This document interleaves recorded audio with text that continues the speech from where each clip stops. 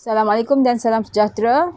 Okey, di sini saya nak tunjukkan bagaimana cara penggunaan Digital Classroom PPKI SMK Orchid Desa untuk merekod PDPR murid-murid PPKI SMK Orchid Desa. Okey, tutorial ini adalah khas buat ibu bapa atau murid PPKI SMK Orchid Desa untuk mengetahui cara-cara penggunaan Digital Classroom ini. Okey, first kita pergi kepada Digital Classroom iaitu gg.gg/ppki smkod.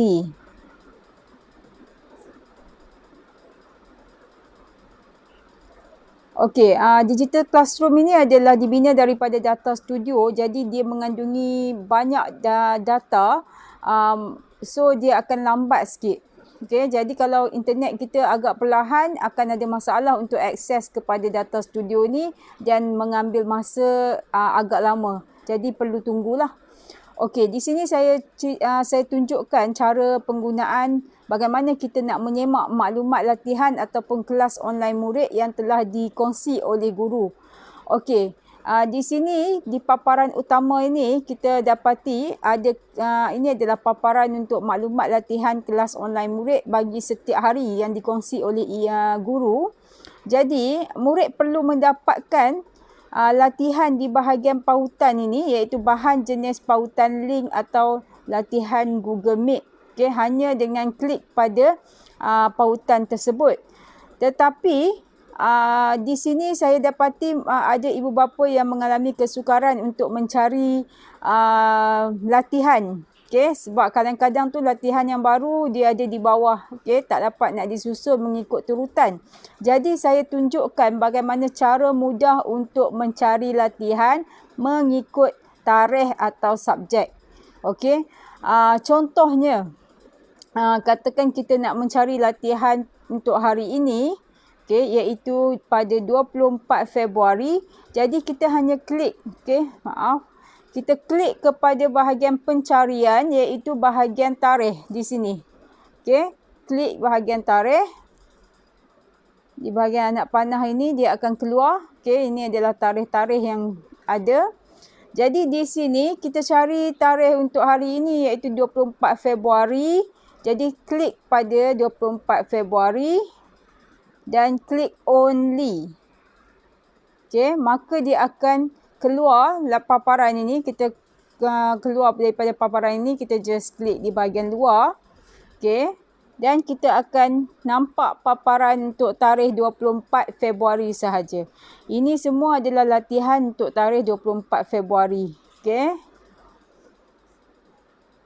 Okey, dan di sini didapati contohnya Cikgu Norzaliza ada share pada 24 Februari untuk satu kreatif, dua kreatif dan jenis pautannya di sini. Jadi kita hanya klik pada pautan, dia akan bawa kepada pautan. Okey, di sini kalau dia keluar macam ini, okey, ibu bapa ataupun murid perlu klik pada pautan di sini.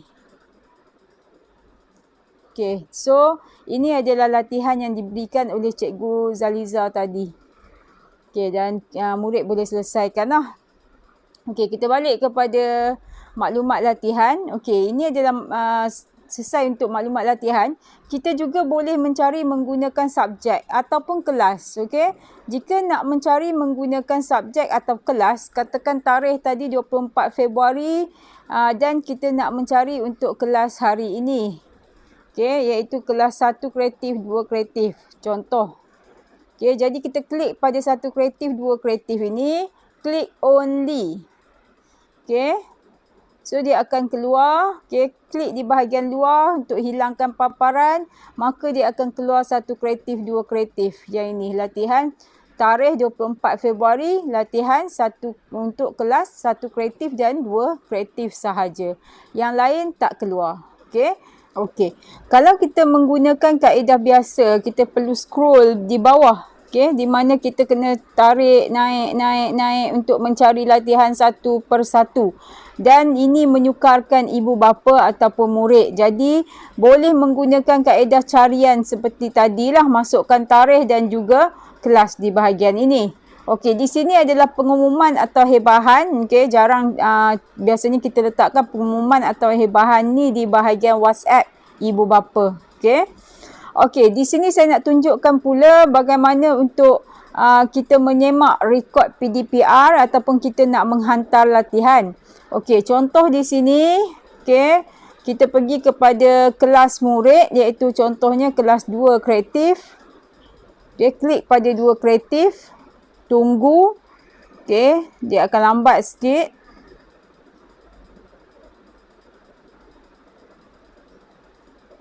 Okey, di sini kita akan ada paparan untuk penghantaran senarai penghantaran tugasan yang telah dibuat oleh murid. Okey, untuk menghantar tugasan, okey, yang penting di sini adalah bahagian pelaporan PDPR, contohnya 2 kreatif. Jadi klik pada fill out form di sini.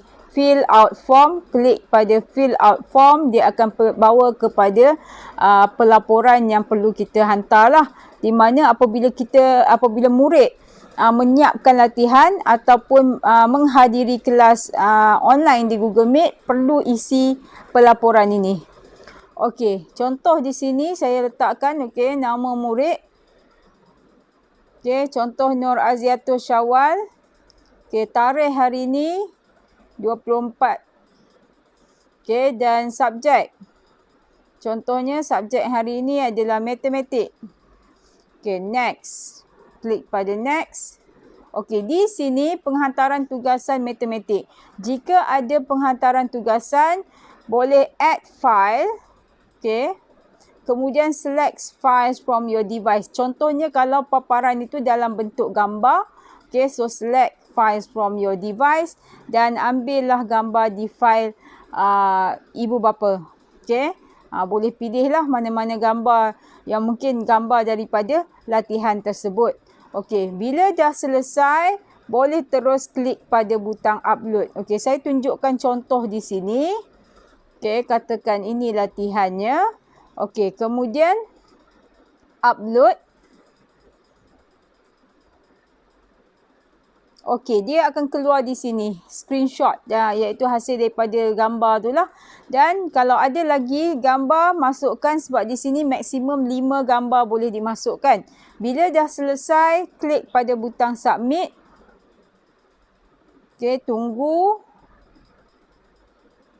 Okey, dan di sini kita perlu tunggu dalam 5 minit barulah dia akan keluar dalam digital classroom. Okey, kita balik kepada digital classroom.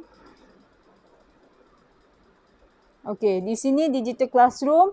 Okey, kalau didapati, kalau kita perhatikan di sini data untuk Aziatul tadi belum ada. Okey, jadi dia perlu tunggu dalam 5 minit. Kalau dalam masa 5 minit belum ada lagi, jangan risau. Okey, kerana data tu yang telah dihantar akan ada dalam data guru. Okey, di bahagian ini hanya guru sahaja yang boleh masuk kepada link ini. Okey, murid dan juga ibu bapa tak boleh akses ke link ini. Okey, sebab yang ini hanya diberi kebenaran kepada guru supaya tak ada masalah murid lain edit data yang telah dihantar. Okey, jadi ibu bapa ataupun murid apabila sudah isi fill out, sudah isi form ni, tak ada masalah, tak perlu semak di bahagian penghantaran tugasan ini kerana tugasan itu akan masuk kepada guru tersebut. Okey, itu sahaja sebenarnya cara untuk murid merekod PDPR ataupun kelas ataupun cara penghantaran tugasan. Okey, di sini saya tunjukkan juga. Okey, kita kembali kepada halaman utama. Okey, untuk bahagian core curriculum, okey, saya tak sentuh lagi bahagian core curriculum. Okey, saya akan tunjukkan dulu penggunaan digital classroom di sini. Okey, untuk penggunaan di halaman utama ini, okey, murid boleh akses kepada blog rasmi SMK Orchid Desa. Kita ada di sini. Okey, dan murid juga boleh akses kepada blog rasmi PPKI. Pusat sumber digital untuk mendapatkan banyak bahan-bahan di sini dan juga di Facebook PPKI Semekot hanya dengan klik pada pautan ini. Okey, nota bank soalan rak buku digital pun ada untuk murid membaca. Klik pada rak buku digital, dia akan keluar rak buku digital dia lah. Okay, dan boleh juga cek untuk buku teks digital ataupun video PDPC. Okay. Alright. Untuk bahagian core curriculum, okay. Okay, bahagian core curriculum contohnya pengakap ataupun kelab usahawan muda. Okay, klik pada usahawan muda atau pengakap mana-mana yang murid nak membuat laporan kehadiran contohnya. Okey. Okey, bahagian maklumat aktiviti kelab usahawan muda ini adalah untuk diisi oleh guru. Okey. Jadi murid perlu abaikan di bahagian ini. Okey. Jadi bahagian ini hanya murid boleh akses kepada link yang telah diberikan oleh guru. Okey. Bila ada aktiviti, murid boleh klik kepada bahan aktiviti yang telah diberikan oleh guru. Okey. Yang penting adalah di bahagian borang kehadiran aktiviti kelab. Okey, di mana selepas menghadiri aktiviti ataupun untuk menghantar tugasan aktiviti, murid perlu isi. Okey, form tugasan itu. Okey, contohnya fill out form, jadi masukkan tarikh, nama murid, kelas dan juga masukkan hasil aktiviti dalam bentuk gambar. Okey, dalam bentuk gambar ya. Dan hasil aktiviti atau jawapan latihan dalam bentuk link atau pautan, biasanya murid tak ambil link ataupun pautan lah. Jadi masukkan dalam bentuk gambar lebih selamat. Okey, dia akan keluar terus dalam bentuk pautan. Okey. Dan di sini setelah murid masukkan form tu dalam masa 5 minit, nama akan keluar di bahagian ini. Seperti yang tadi, kalau nama tak keluar, jangan risau kerana data tersebut dah masuk kepada guru kelab usahawan muda.